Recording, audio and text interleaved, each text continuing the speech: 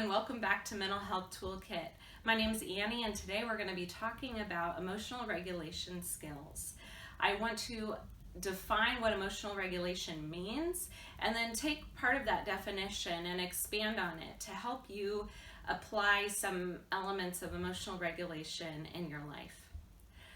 Lane Pederson defines emotional regulation as understanding our emotions and the process by which they happen, decreasing the intensity of our emotions, and finally decreasing our sensitivity and vulnerability to our emotions.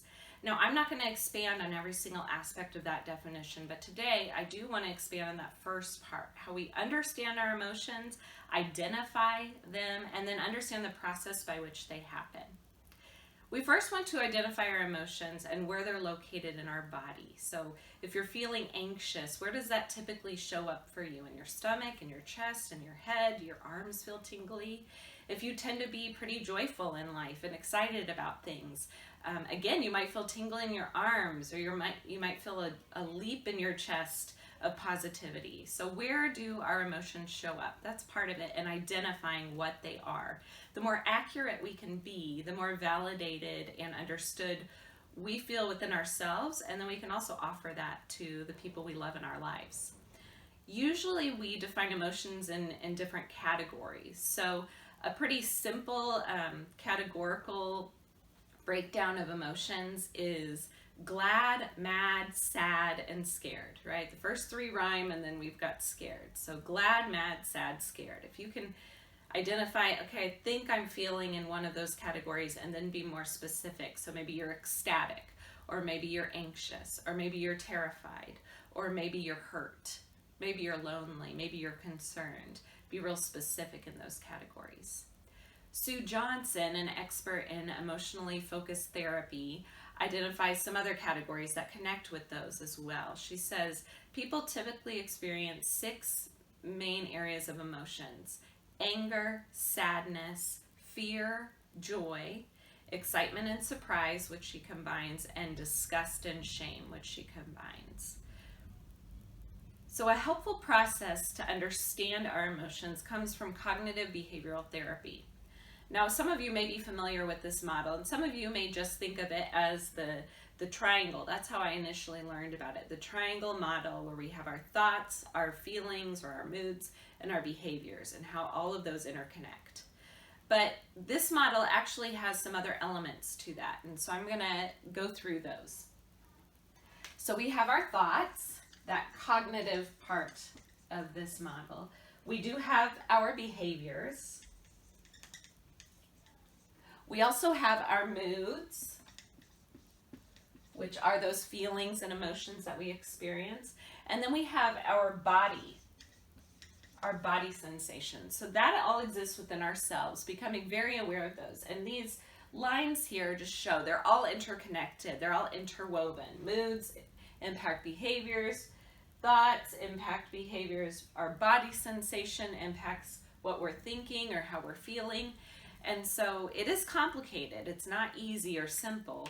But when we know all of these things are at work, we can start pulling out what's actually going on. We don't know always what comes first and second and third, right? The chicken or the egg. The mood comes first, and then we have some thoughts about it, and then we behave in certain ways. Maybe so. Or you're feeling something in your body, and so then you start feeling anxious or upset or concerned, and then maybe you act out in a certain kind of way. I don't know what that is for you. I know my tendency is I feel and then I do pretty quickly. And then after the fact, I may reflect on, well, how did my body feel in that? Or what was I thinking? Or what was my decision-making process? That comes later. Because I'm aware of that, I really try to practice thinking through before I act, if at all possible. In an emergency or urgent situation, I can act pretty quickly, and that serves me well. But in most of life, where I don't feel emergent, I need to reflect on my decisions, think about them first, and then act.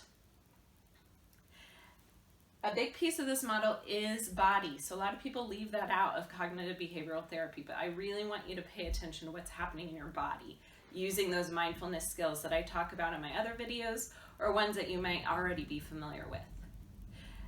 Bessel van der Kolk says the body keeps the score. That's actually a name of one of his books, and he talks about that. He talks specifically about trauma, but how our body overall stores information, stores experiences.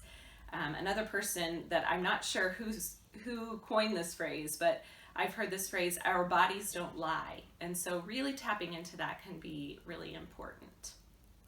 Okay. Finally, in this model is our environment. Okay. So we don't just experience things within ourselves. We're constantly interacting with what's around us. And it's really important to think about that. In Alcoholics Anonymous and AA meetings and NA meetings and HA meetings and Al-Anon meetings, they talk a lot about what are those triggers for you. And those are people, places, and things and their environment. Triggers also can be emotions, but often it's something outside of a person that tends to trigger a feeling or tends to trigger an urge to act in a certain way. So thinking about, if you struggle with anxiety, when do you tend to feel more anxious? What environments are you in? What situations are you at work? Are you at home? Are you with certain friends? Are you with certain family members? What are you doing? Are you guys trying to do an activity and it's not quite working out? Or you're in a meeting that's always stressful? Whatever that is, identifying that can help you again with your emotional regulation. So I challenge you to first try to figure out what do you tend to lean into first when you're making decisions or when you're behaving in your life. Do you tend to feel and then think about it and then act? Do you tend to have body experiences and then have feelings about it and then think a certain way about yourself or the world? What is your pattern here? And then whatever you're weaker in, if your thought processes are weaker, if your emotional awareness and identifying emotions for yourself is an area you don't really pay attention to, I want you to start working on that. Pay attention to that. Check in with yourself. How am I feeling? Or what am I thinking? Or what am I doing today? What behaviors am I engaging in? Or what's going on in my body? Or maybe you're very wrapped up in yourself and you might need to pay attention to who's around you, what's around you, what are you engaging with. Next week, I will provide a skill set within emotional regulation called MEDS, and that will tap into the just decreasing our sensitivity and vulnerability to emotions and decreasing the intensity of them. So I hope you tune in next time. Thanks for joining me today, and remember, always be kind to yourself.